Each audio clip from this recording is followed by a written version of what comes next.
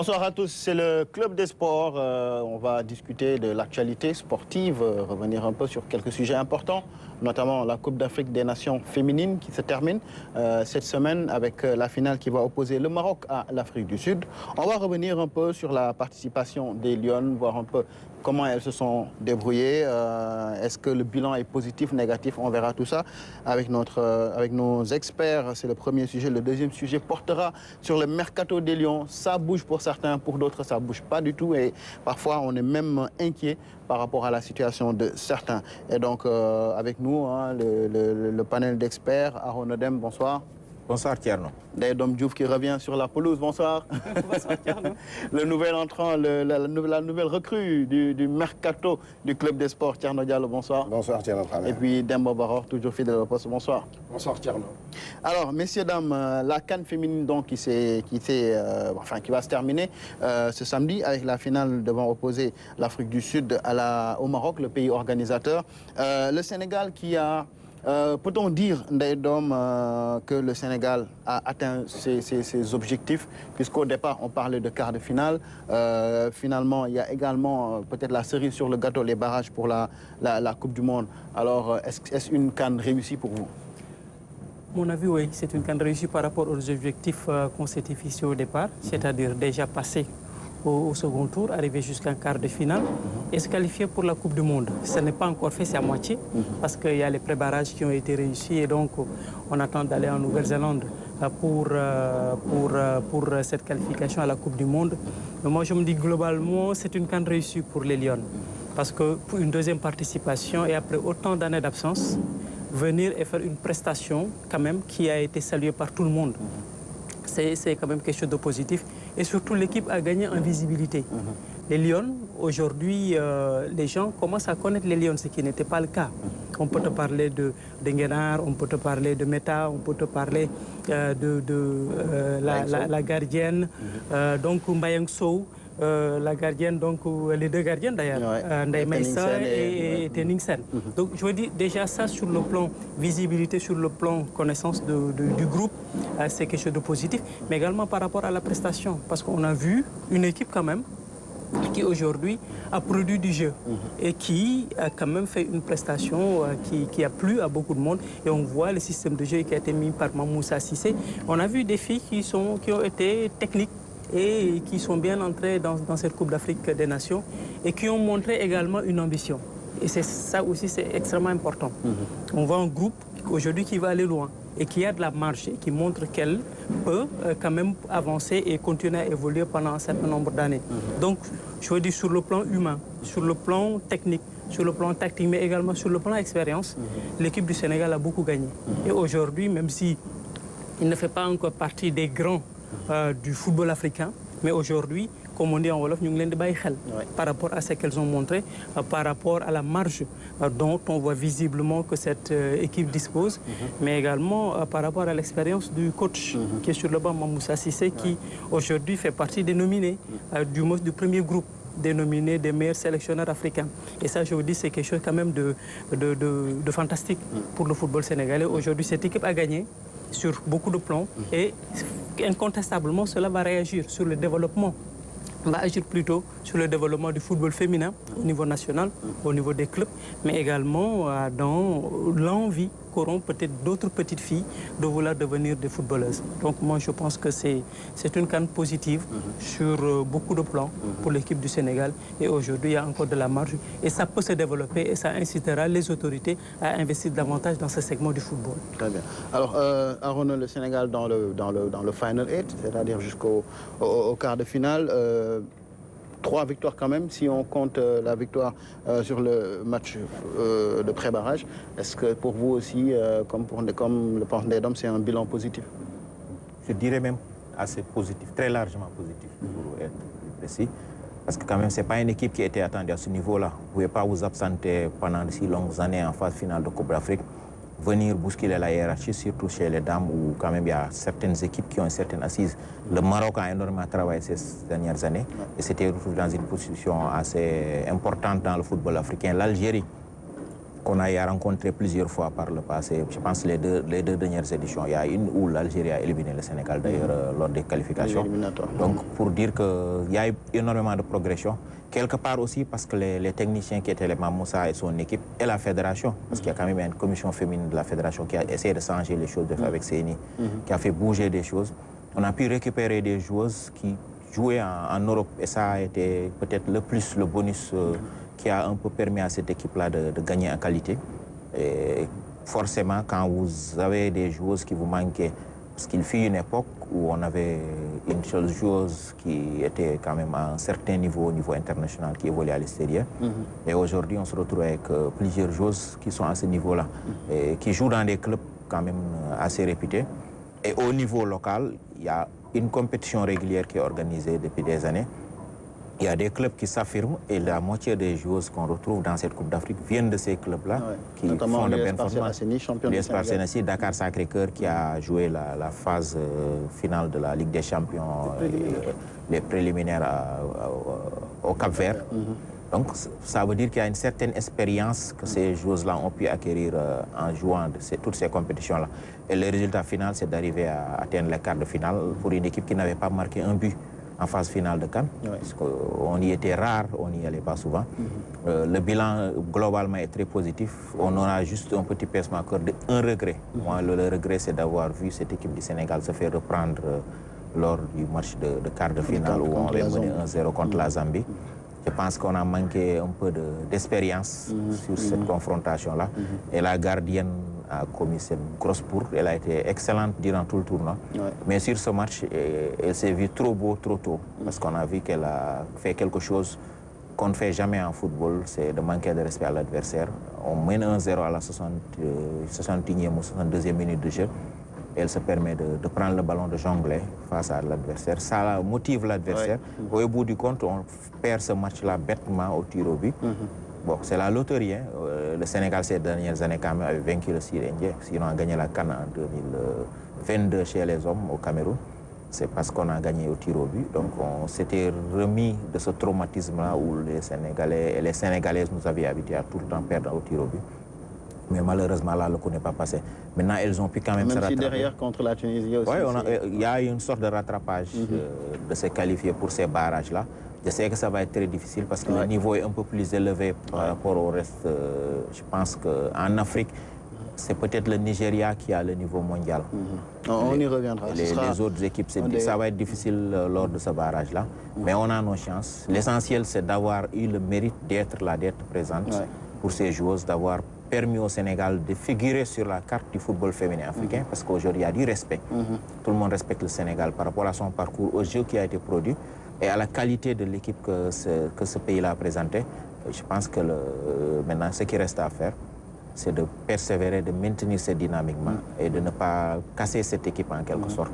Et je pense que la fédération est dans cette logique-là depuis un certain nombre d'années.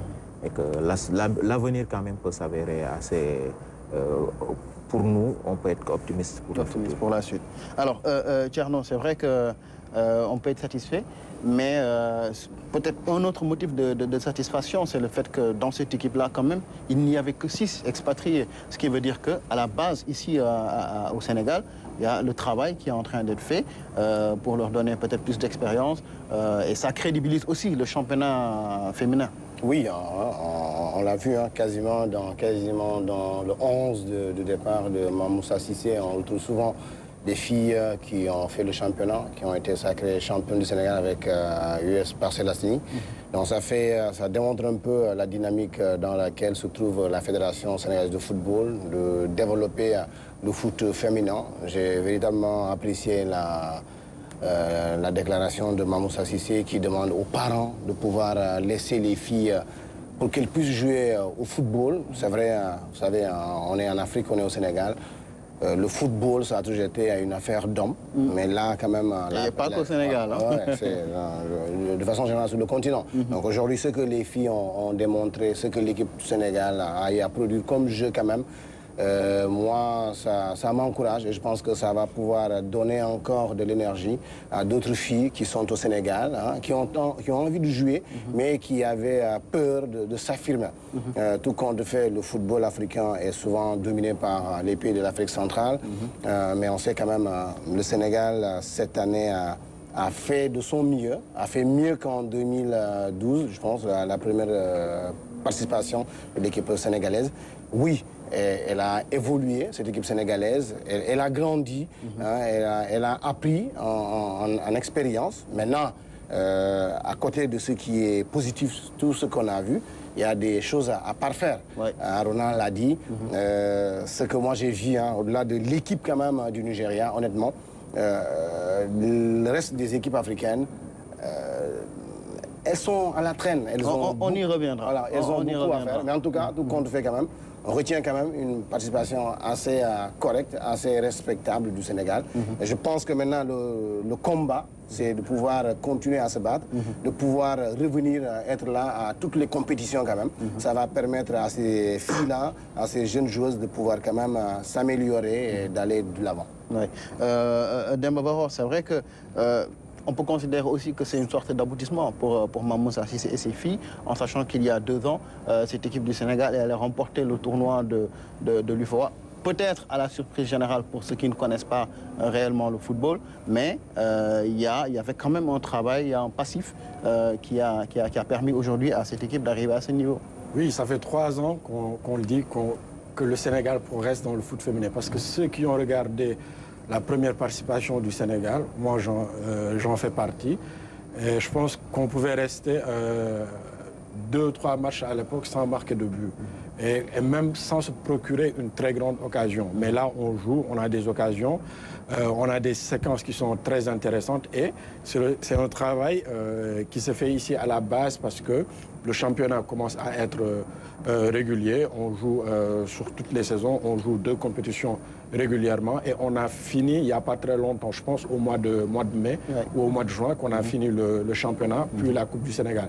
Donc l'USPA qui a gagné, l'année dernière c'était Dakar Sacré-Cœur, donc ça veut dire que c'est même pas une seule entité qui gagne parce que avant cela il y avait Medjour, même si Medjour a connu des difficultés parce que Dakar Sacré-Cœur est allé piocher pratiquement toutes ces joueuses là-bas et que Medjour ne s'est pas engagé ces dernières années. Donc, il reste beaucoup de travail à faire. Il ne faut pas qu'on pense qu'on a déjà fait l'essentiel. On est sur la bonne voie. Il faut y rester et continuer le travail. Parce que continuer également, c'est travailler à la base. C'est dire qu'on a atteint ces quarts de finale-là. On est en pré-barrage, les gens commencent à suivre le foot féminin. Donc, essayons d'en profiter. Si on revient ici, de faire des tournois de jeunes filles de 10 ans, 11 ans, 12 ans, dans des interclasses, comme on le faisait avec les hommes, qu'on commence à en faire avec des filles. Parce qu'il n'y a que la base qui peut perpétuer ce travail-là. Si on ne continue pas à travailler à la base, on risque de rater le wagon. Et la FIFA et la CAF veulent développer le football féminin. Il faut tout faire pour entrer dans le wagon. Parce que si on n'entre pas dans le wagon, on risque d'être à la traîne dans 10 ans ou 15 ans et de ne pas vraiment profiter du fruit de ce travail-là qu'on est en train de faire actuellement au présent. Parce que dans 10 ans, pratiquement beaucoup d'autres nations viendront. Si nous, on n'a pas pris l'avance, pris la locomotive, on risque d'être à la traîne. Parce qu'aujourd'hui, le plus grand enseignement pour moi de cette CAN-là, c'est que même si on sait que le Nigeria est la grande nation, on ne peut plus dire qu'il y a le Nigeria et les autres. Il y a un nivellement. Un nivellement vers le haut. Maintenant, je ne dirais pas un nivellement vers le haut parce que je trouve que le Nigeria n'est plus le Nigeria qui avait vraiment une très grande force. Mais il faut quand même rappeler que pendant cette compétition, ils ont perdu leur star. Et bon, le match contre le Maroc aussi est entaché de quelques séquences quand même assez bizarres. Entre guillemets. Moi, je pense que les 2 cartons étaient vraiment mérités. Parce qu'il y a eu 2 jeux dangereux qui auraient pu vraiment mettre out les 2 Marocaines. Et que c'est parce que le Maroc a joué que le Nigeria a fait ces fautes-là, a été agressif. Parce que le Maroc a progressé. Le Maroc, moi j'ai suivi des matchs du Maroc ici contre le Sénégal à Alassane Djigo. Le Maroc était au niveau du Sénégal. Peut-être même que le Sénégal était à un niveau supérieur que le Maroc. Mais ces dernières années, le Maroc a joué beaucoup de matchs amicaux, a participé à la Coupe Buhari Cup, et Aïcha Buhari Cup a joué beaucoup de matchs amicaux et est en train de montrer... Ils sont allés recruter Renal Pedros qui a de l'expérience. Voilà, qui a réalisé un triplé avec Lyon. Lyon, il a gagné des champions 2 fois. En 2017, je pense. 2 fois la Ligue des Champions. Il a gagné le championnat, la Coupe et la Ligue des Champions. Donc je pense vraiment que ça montre que les autres équipes sont en train de travailler. Donc il faut que nous aussi, on reste dans ce wagon-là, qu'on continue de travailler, qu'on continue à gagner. Et c'est bien qu'on passe au pré-barrage parce que ça va nous permettre de découvrir d'autres footballs. Parce que si on n'avait pas écarté la Tunisie, l'aventure se serait peut-être terminée ici. Et ça n'aurait pas fait... Peut-être que la fédération se serait dit, bof, il n'y a pas besoin d'investir encore. Mais là, on sera obligé de faire des matchs amicaux pour préparer les pré-barrages. Ça va faire encore des regroupements pour cette équipe féminine-là. Et donc l'aventure va continuer. Et on va peut-être, même si on ne se qualifie pas au mondial, on va peut-être jouer des matchs. Et ça va faire que ça va coller avec les éliminatoires pour la prochaine CAN. Donc ce qui fait qu'il n'y aura pas de cassure. On va jouer sur 2-3 ans. La sélection va connaître beaucoup de matchs. Alors, on va parler, je pense que Dame va un peu anticiper sur l'autre sujet, c'est par rapport à la compétition en général, le niveau du football africain. C'est vrai qu'on peut faire une petite comparaison puisqu'il y aura l'Euro féminin qui se déroule en même temps. Bon, allez, on va être honnête, c'est pas la même chose, mais quand même, on voit qu'il y a du progrès parce que le cas du Nigeria qui surdominait, et même l'Afrique du Sud, le football féminin, aujourd'hui, on sent que les autres sont en train de réduire un peu l'écart. Absolument. Moi, ce que je retiens, a priori, dans cette CAN, c'est que l'écart s'est beaucoup réduit. Avant, il y avait les trios. L'ogre nigérian, l'Afrique du Sud, derrière le Cameroun. Le Ghana aussi. Le Ghana dans une certaine mesure. Et il y avait ce trio qui s'est démarqué nettement des autres. Mais en voyant cette compétition commencer à se dérouler, le Cameroun s'est arrêté en quart et difficilement sorti de sa poule. Le Nigeria a été battu d'entrée par l'Afrique du Sud, vous direz.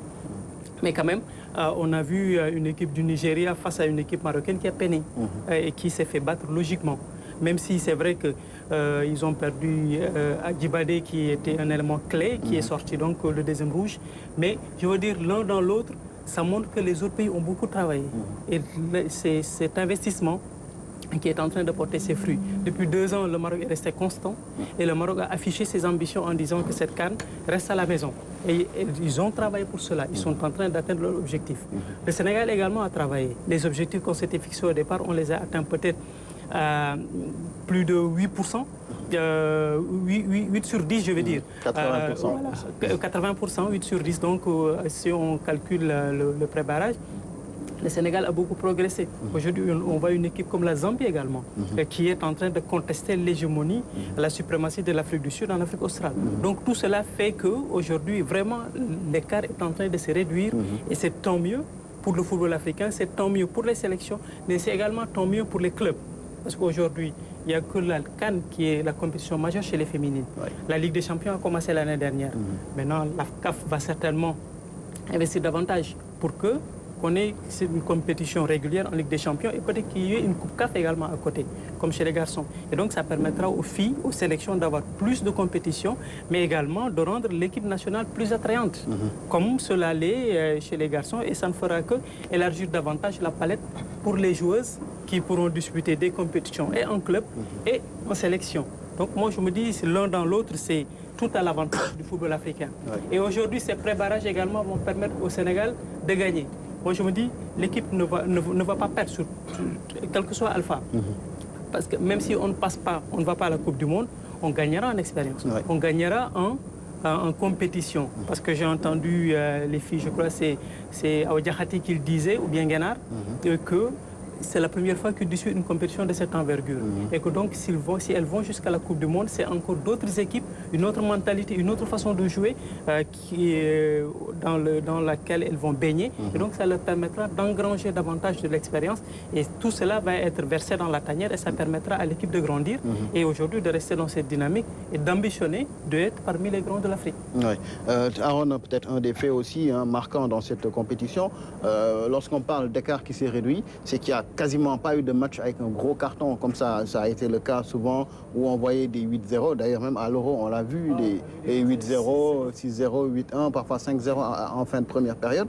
Je pense que le plus gros écart, c'est le Zimbabwe ou la Zambie qui bat le Burundi, je crois, 4-1. Mais sinon, pour le reste, c'est des matchs où les scores étaient très étriqués.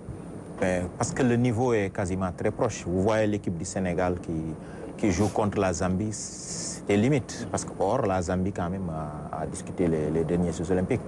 Donc il y a un certain nivellement. De la même manière, ce qu'on constate en fait, c'est une sorte de cheminement global. Vous prenez l'exemple du Sénégal. Il a parlé tout à l'heure de ISPA ou de Dakar Sacré-Cœur, qui aujourd'hui domine un peu le football féminin au niveau local. Il y a 10 ans en arrière, on parlait des Sirènes de Grand Yoff, on parlait des Aigles de Médina, on parlait des Doradumbo, un peu les Gazelles. Donc ces équipes-là, 3-4 équipes qui étaient largement au-dessus du lot.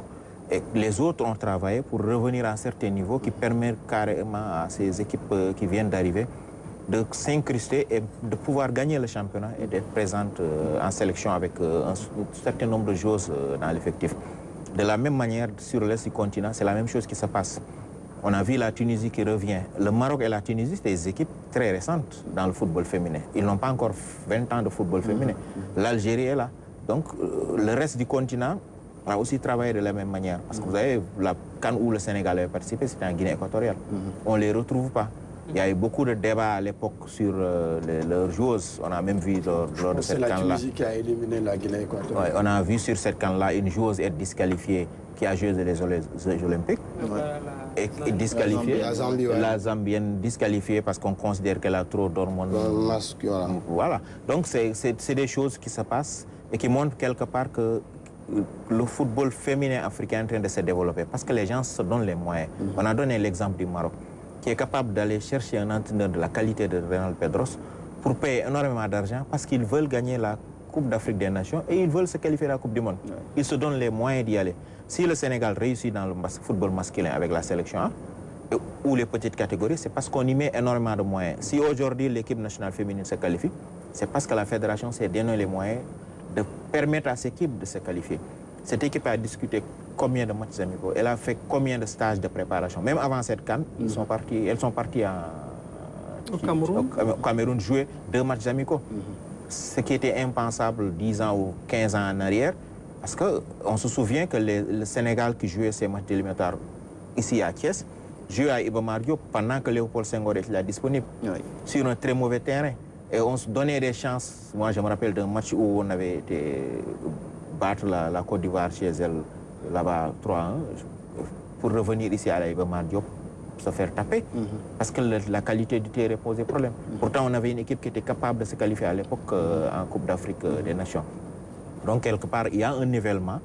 Je ne dirais pas peut-être par le haut ou par le bas, mais en tout cas, il y a des équipes qui ont progressé, qui sont en train de rejoindre les autres. Maintenant, il faut se poser une question entre le niveau africain de nos équipes qui ont participé à cette compétition et le niveau qu'il y a dans le reste du monde. Parce que moi, ce que j'ai vu à l'Euro ou ce que j'ai vu avec l'équipe des États-Unis qui a remporté la Coupe, qui s'est qualifiée d'ailleurs pour les JO de 2024 en battant le Canada, quand même, c'est des matchs de football dignes des niveaux des hommes.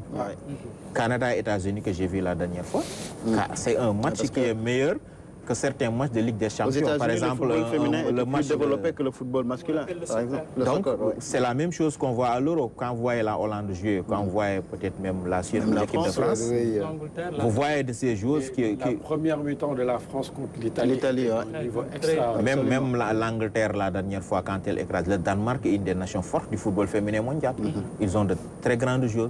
Mais contre l'Angleterre, ils n'ont pas existé. C'est une raclée 8. Quand vous prenez 8, bon, là, le niveau africain quand même est un peu différent, comme vous l'avez souligné. Il n'y a pas eu beaucoup de buts. Parce que les équipes africaines sont plus défensives aussi. Ça, il faut bien le dire. Le foot jeu est plus physique. il y a moins d'espace. Que nos attaquants ne sont pas encore... voilà, elles sont pas très... Elles ne marquent pas beaucoup. Même vous voyez les tirs au but, les pénaltys. Elles ne maîtrisent pas. Moi, il y a quelque chose qui m'a marqué, c'est la manière de tirer les pénaltys. On fait ce que moi j'appelle passe-camp, quoi. C'est pas bon, c'est pas bon. C'est des pénaltys très mal tirés, comparé à ce que vous voyez... Même la gardienne qui manque d'explosivité sur... S'il y a de bons gardiens de but, on rate les 5. Mais c'est que c'est pas de même niveau aussi quand on voit le championnat européen, quand on voit la D1 Arkema, quand on voit la Premier League en Angleterre, pour les femmes, et l'Iberdrola en Espagne, c'est vraiment de notre niveau par rapport à nos championnats. Donc je veux dire, ça se reflète également sur le contenu du jeu au niveau de la CAN. On a l'impression que là, on a appris à vraiment tirer des pénaltys comme des hommes. Dans la Coupe d'Europe, c'est ce qu'on voit. Le dernier pénalty que Meghan marque pour qualifier les États-Unis aux Jeux Olympiques. C'est les mêmes exigences. C'est quasiment un pénalty que Neymar ou un Messi ou un Mbappé va tirer. Absolument. Nos joueuses, vous les voyez tirer des pénaltys. Quand elles prennent leur élan, vous avez peur, vous dites que le ballon peut-être va se retrouver d'or, on ne va pas arriver. Mais quand même, sur le match contre la Tunisie, on a quand même eu le sentiment que l'arbitre les a beaucoup perturbés. Parce que l'arbitrage la tâche noire.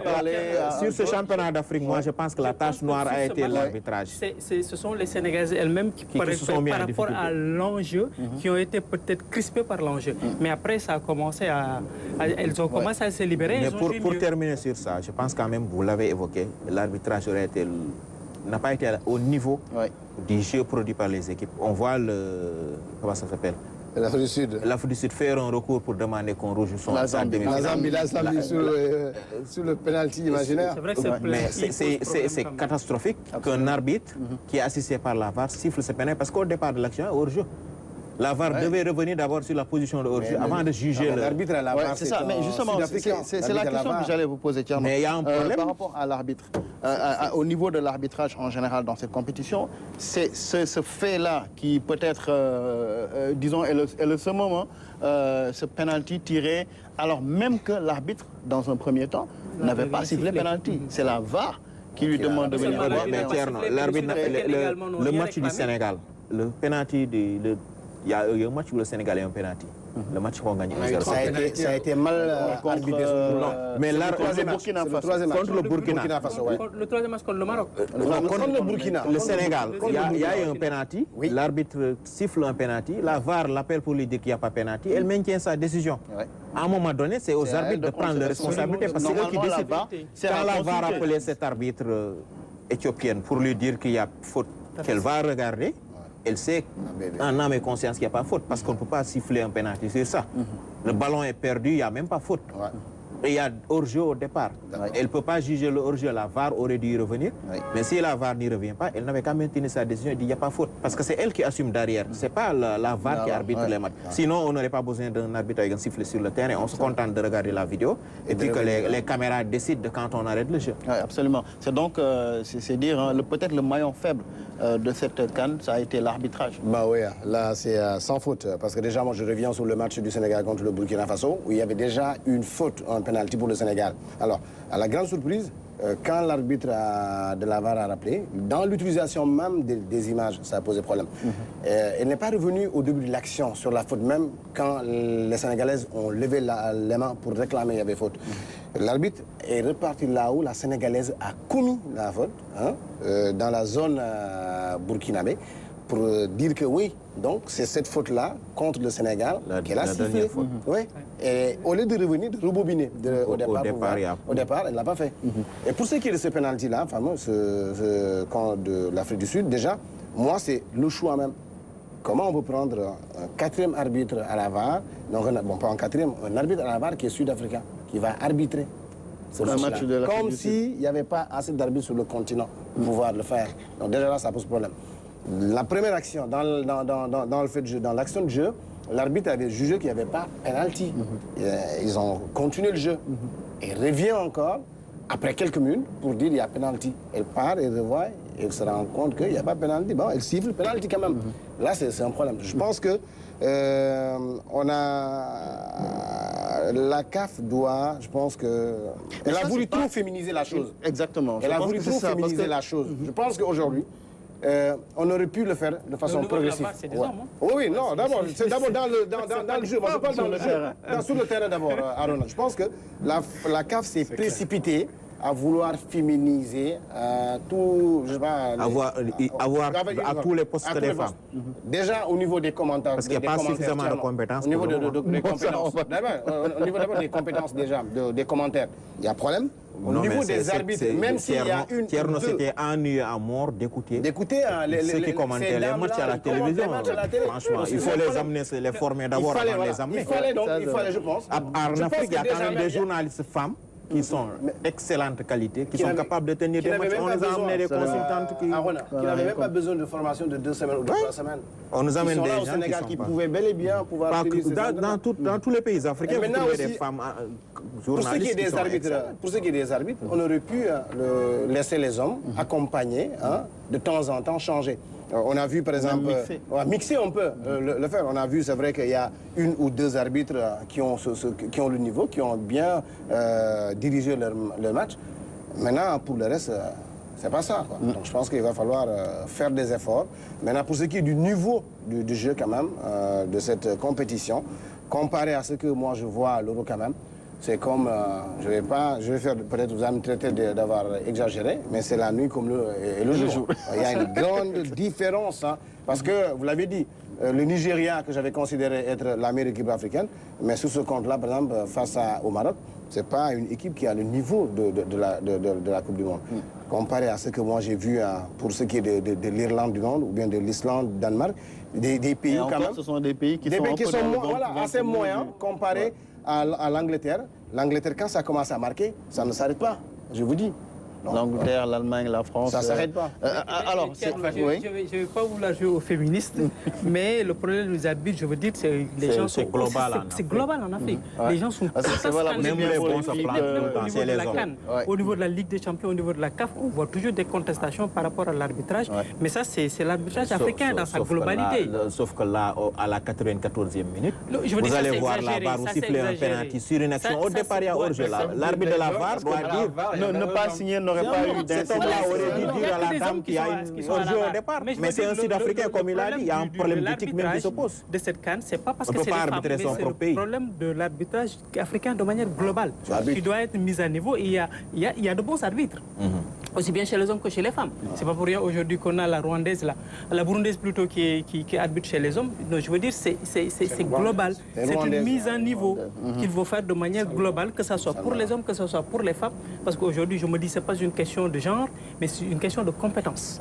Et c'est valable pour tout le monde. Bon, j'ai posé la question en même temps à Demavaro, toujours par rapport à l'arbitrage. On n'a pas vu des Sénégalaises, par exemple, alors qu'il y en a de bons il y en a.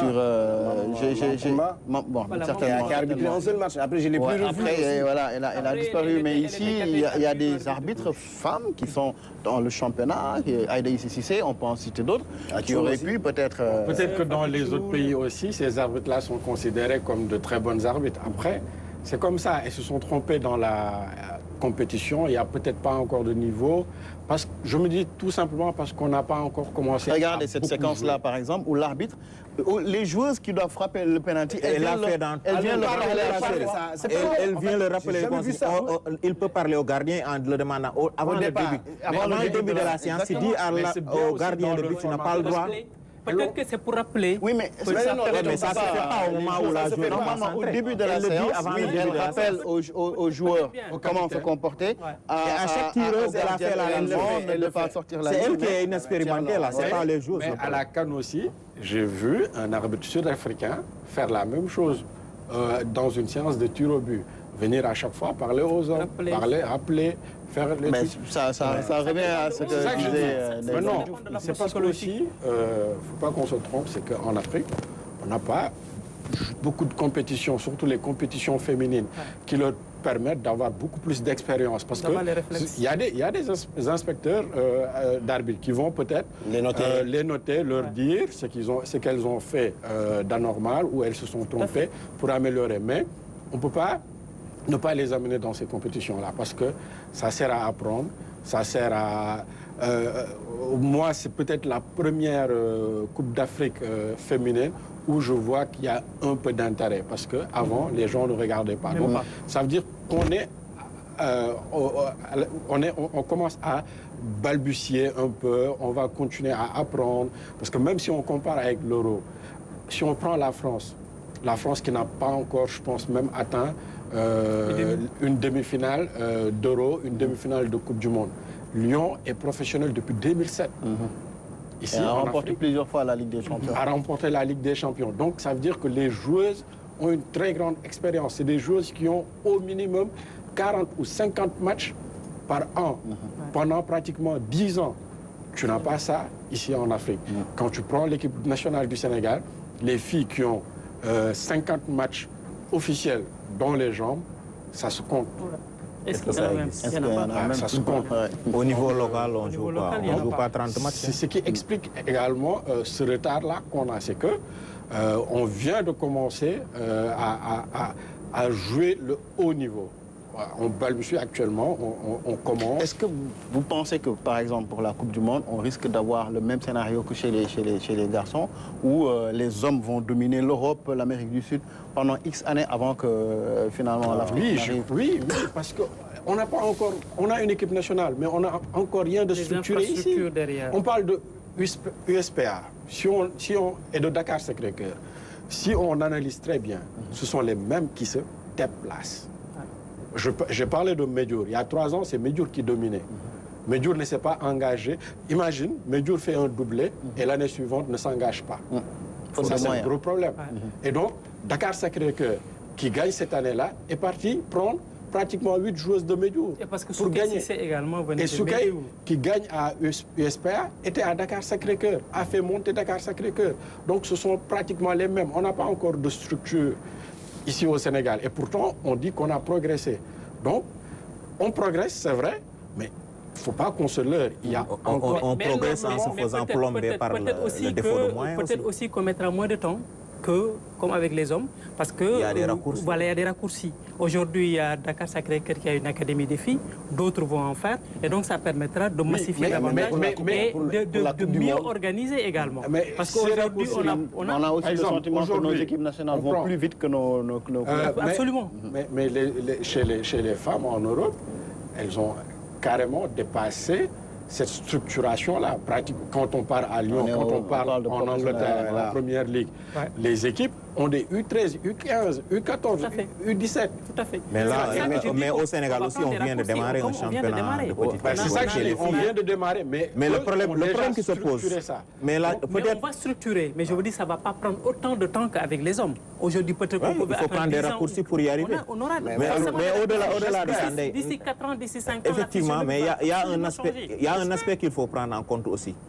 C'est le fait que le football chez les hommes, la manière dont il se développe, ça va tirer aussi le reste. Parce que les moyens que aujourd'hui la fédération met dans le football féminin, il y a ce que la FIFA donne, parce que la FIFA injecte énormément d'argent, au moins 300 millions de subventions annuelles, presque, pour le développement du football féminin.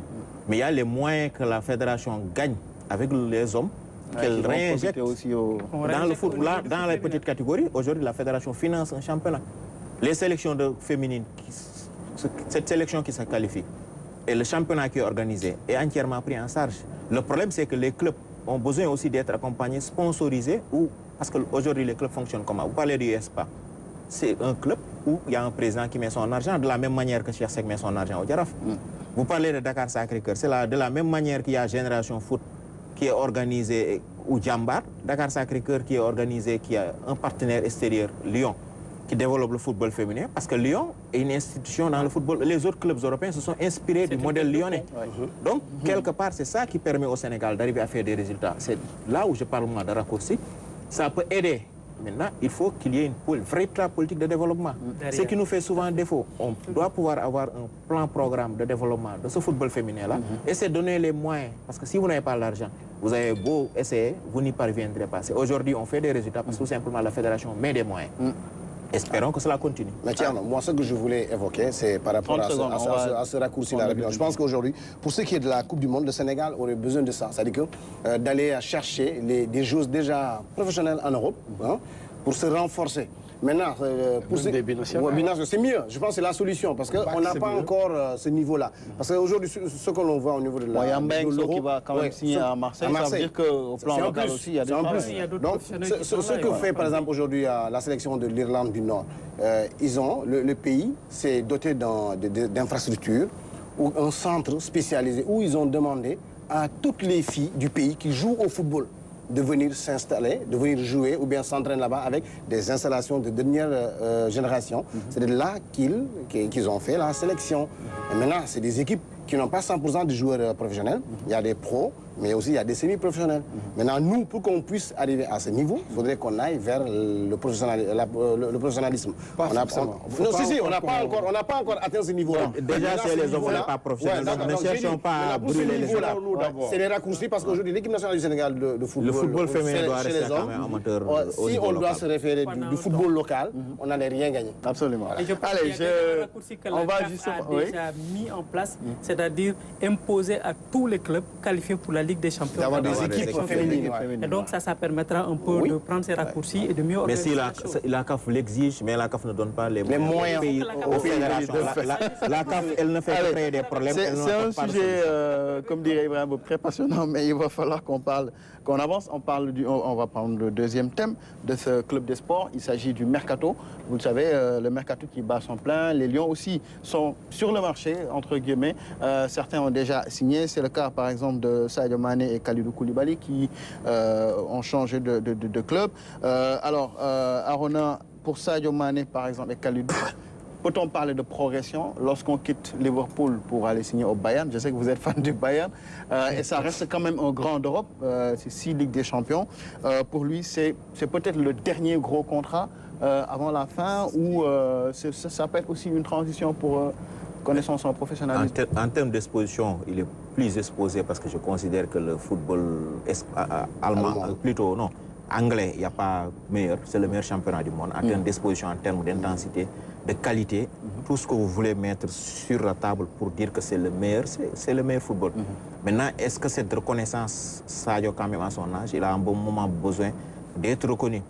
Quand Sadio va discuter le trophée de meilleur footballeur africain, où il est finaliste de la Coupe d'Afrique, et que son propre entraîneur choisit son adversaire comme meilleur joueur, je pense qu'on lui a montré que ce n'est pas là où tu te feras une place. Donc s'il se retrouve au Bayern, où il sera à la start, Lewandowski est parti, le Bayern cherche une tête de pont, et ils peuvent baser leur projet et leur jeu sur un Sadio Mané. En tout cas, depuis financièrement, toute la communication tourne autour de lui. Mais ils l'ont fait venir pour ça. Parce que le Bayern n'est pas dans les transferts de folie pour ceux qui les connaissent.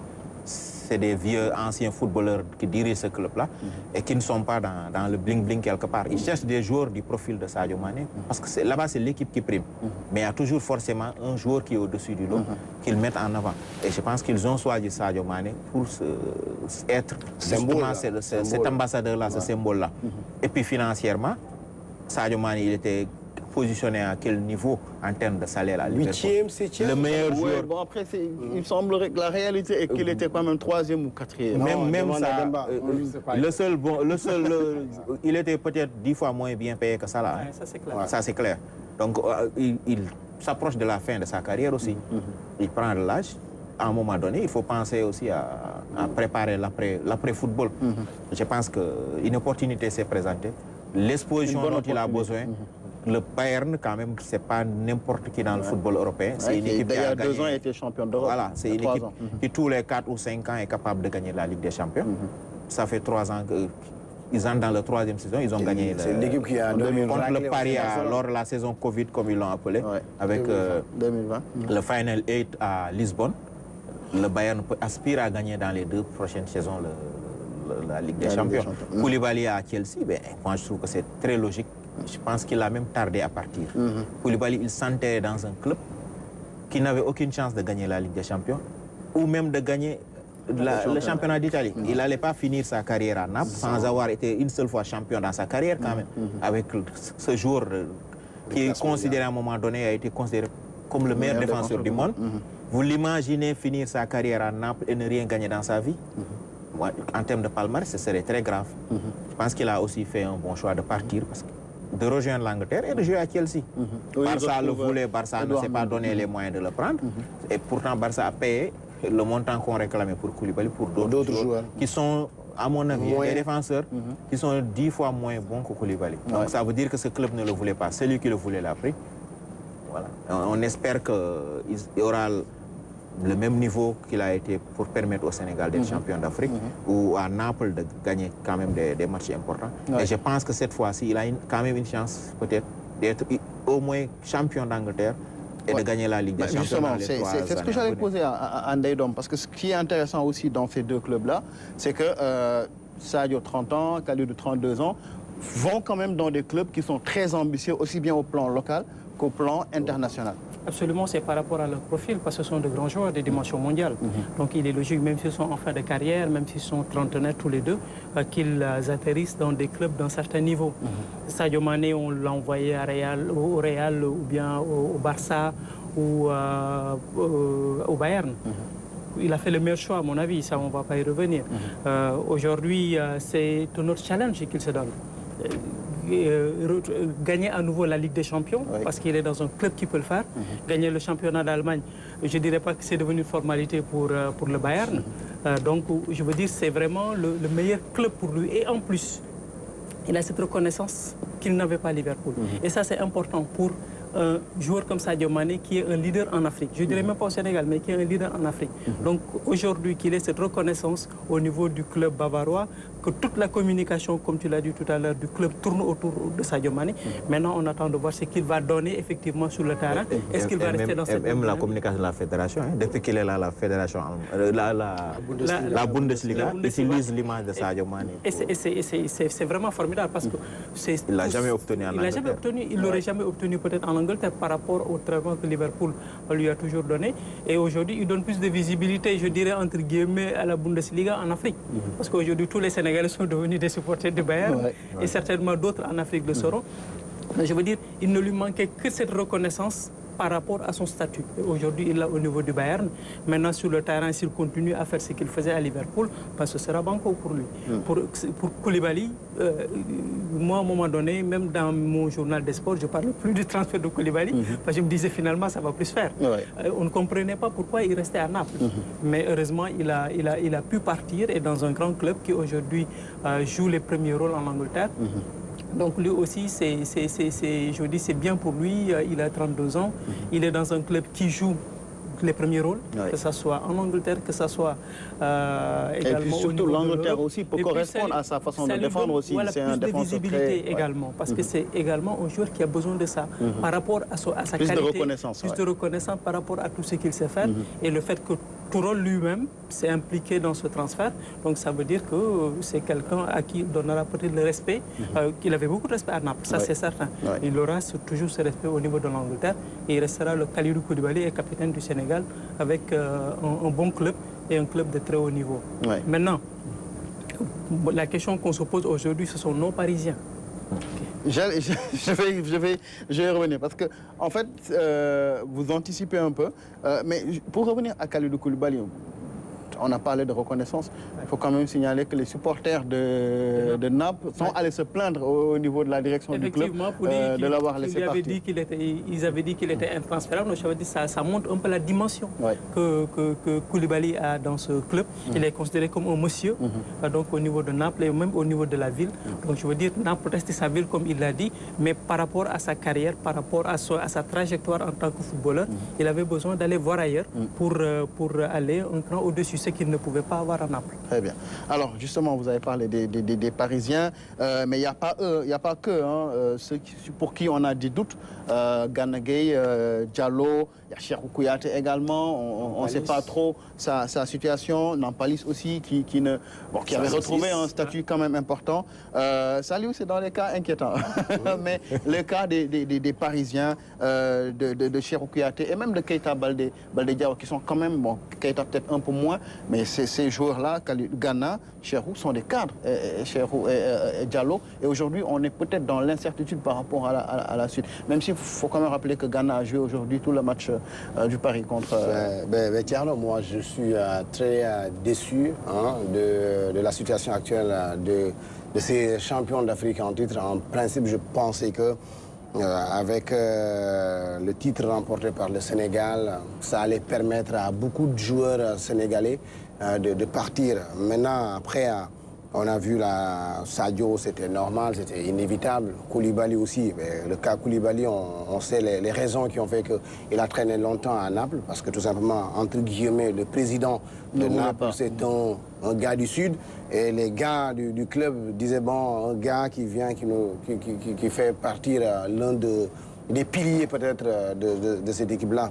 Bon, maintenant, Nampalis dans l'équipe type de la CAN, Saloussis dans l'équipe type de la CAN, c'est-à-dire que c'est la crème du football africain. Donc aujourd'hui, ça ne devait pas traîner. Je pensais qu'avant même la fin de la CAN, ils auraient pu trouver des clubs. Donc ça allait juste être une question de formalité en cette période-là. Ils seraient déjà dans leur club respectif. Mais pour ce qui est de Gana Gueye, moi, je n'ai pas compris exactement la situation de Gana Gueye.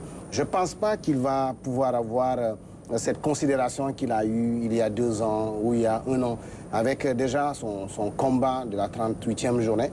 Donc il va vivre une année difficile au PSG pour moi. Donc la solution, c'est peut-être de partir, mais bon, comme il n'est pas parti, c'est donc peut-être après avec l'arrivée de Galtier, que je ne fais pas trop confiance. Faut-il aussi partir pour partir?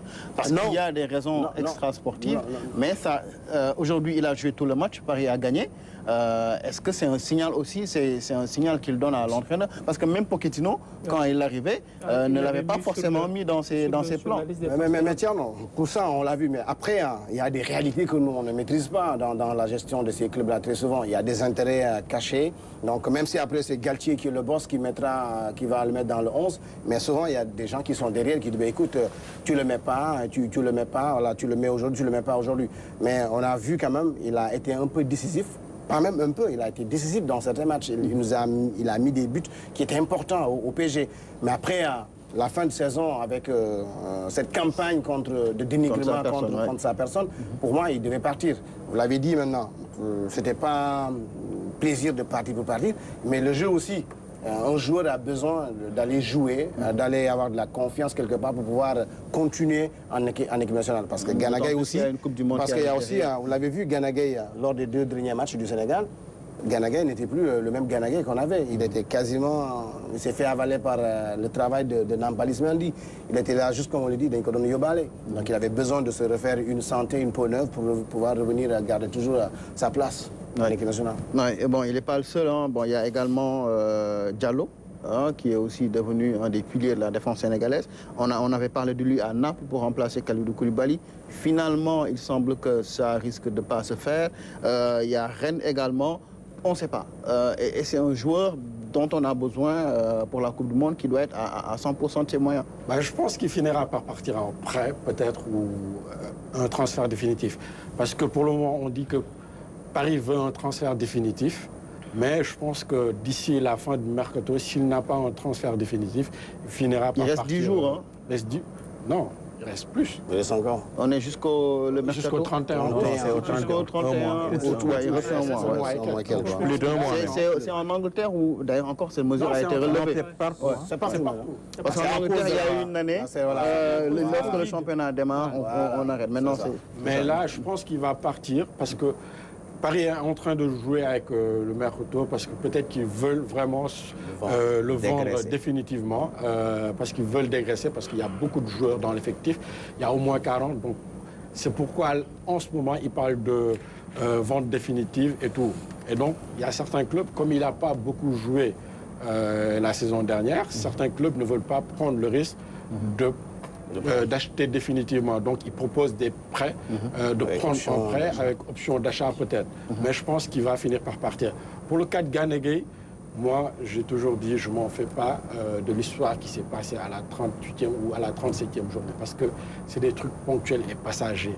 Si Gana Gueye est bon, il va jouer. Et je pense que c'est un gars qui va bien se préparer. Aujourd'hui, on l'a vu, il a été bon dans le match et il va jouer. Les gens vont oublier ce truc-là qui s'est passé à la 37e journée parce que jusqu'à la prochaine ça va revenir encore. Non, ce sont les journalistes qui vont se mettre en train de parler, le politique va en faire.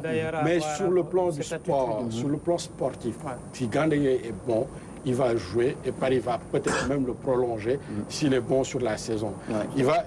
Galtier va le voir. Galtier va voir que c'est un gars... Matuidi a vécu la même chose au PSG. Tout le temps, à chaque début de saison, les gens disaient que Matuidi va partir. On veut un milieu de terrain beaucoup plus créateur. Mais quand il est parti, et même quand il joue, à chaque fois, il a été bon. Quand il est parti, on a vu que il a été irremplaçable. Personne n'a pu le remplacer. Le gars qui est technique, on parle à chaque fois qu'on dit c'est le meilleur, on n'a jamais parlé de départ de Verratti. C'est lui qui voulait partir à un moment donné et PSG a tout fait pour le garder. Mais qu'est-ce qu'il a fait? À chaque fois quand Paris a besoin de lui, il est soit blessé, soit il fait un non-match. Donc, moi, je pense que le gars le plus indispensable même, actuellement, dans ce PSG-là, avec ce que Galtier veut, et avec les gars de devant qui ne défendent pas, Ganegay est bon à Paris. Paredes n'est pas meilleur que lui. Danilo n'est pas meilleur que lui. Alors, on a 2 minutes. Pour Gana, juste une seconde. Gana, il a toujours vécu une situation ambivalente à Paris. La deuxième partie de championnat, quand il était avec Tourol, il était dans cette situation confuse. Il s'est imposé. Absolument. Quand Pochettino est venu, il l'a mis sur la liste des transférables. Il s'est imposé pour gagner sa place. Donc je veux dire, c'est pas une situation en 2 minutes, une question pour tout le monde. Est-ce qu'un mauvais mercato, ce n'est pas encore le cas, mais est-ce qu'un mauvais mercato peut avoir des conséquences pour la Coupe du Monde? Absolument. Un mauvais mercato peut avoir des conséquences pour la Coupe du Monde parce que les joueurs, ce sont des gens qui fonctionnent à l'affect. Et donc, ça peut impacter sur leur production. Et si c'est un mauvais mercato, si tu as la malchance de tomber sur un entraîneur qui ne croit pas en toi ou qui ne te veut pas du tout sur ça, dans son groupe, mais tu ne joues pas et tu es en manque de compétition. Et donc, logiquement, tu ne pourras pas être au top au moment de la Coupe du Monde. Et donc forcément, ça aura un impact négatif. Ben, je partage son avis. Je me dis que ceux qui peuvent être compétitifs dans une Coupe du Monde qui se joue pour la première fois en plein milieu, pour ne pas dire en plein début de saison, 3 mois de compétition d'ici la Coupe du Monde. Si les joueurs ne font pas les bons choix pour aller dans des clubs où ils vont jouer, s'ils ne sont pas pris en compte par leurs entraîneurs qui ne leur font pas confiance et qu'ils n'ont pas de temps de jeu, l'équipe du Sénégal risque de payer cher à la Coupe du Monde. Même avis, hein. Ils ont juste besoin... Surtout pour parler du cas Saliou Ciss, par exemple, qui va en national, qui doit rapidement trouver un club. Lui, je pense qu'il a déjà été libéré par moi. Donc lui, il doit forcément trouver pour se mettre en jambes parce que on a besoin de lui aujourd'hui. C'est l'homme de confiance de cette partie gauche du Sénégal. Et il lui faut du temps de jeu pour pouvoir être à un niveau, garder sa forme, pouvoir apporter son plus à cette équipe du Sénégal. Donc je pense qu'ils ont tous besoin de ça. Moi, je fais toujours la différence entre le club et la sélection. Donc, pour moi, un mauvais mercato... Mais si la sélection est basée sur les critères de performance en club... Nampalys ne jouait pas quand il est venu en sélection. C'est une exception. Mais il était dans le groupe de performance. Oui, il était dans... Mais les joueurs qui se retrouveraient sans club, il faut imaginer comment il... C'est comme ça que Gassama, par exemple, a perdu sa place en équipe nationale. Parce que Gassama n'avait pas de club.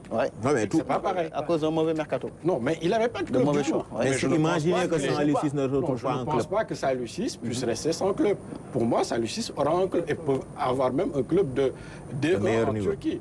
Et Kouyaté va avoir un club. La Turquie avait dit qu'il ne voulait pas Turquie. Moi, je veux dire que il a pris des Grecs. Dans un club où tu ne vas pas jouer. C'est un argument qui était Tous les joueurs qui ont fait la Coupe d'Afrique, qui ont été champions, je pense qu'ils auront un club. Le seul qui m'inquiète, c'est Diao Baldé Keita. Très bien. En tout cas, messieurs, merci, messieurs, dames. Merci beaucoup. Ce club de sport est terminé. Je rappelle qu'on a parlé de la CAN féminine et également du Mercato des Lions. Alors, le rendez-vous, je le rappelle aussi, demain, à partir de 18h30, les CAF Awards à suivre en direct et en exclusivité sur RTS2. Ce sera sur RTS2, rediffusion évidemment sur RTS1. Ce sera donc à partir de 18h30 et on va croiser les doigts pour nos Lions. Évidemment, on pense à Sadio Mané, à l'équipe nationale et aussi à Aliou Cissé, l'entraîneur de l'équipe du Sénégal. Merci à tous. Merci également à Omar Ndiaye qui était aux manettes. On se retrouve la semaine prochaine.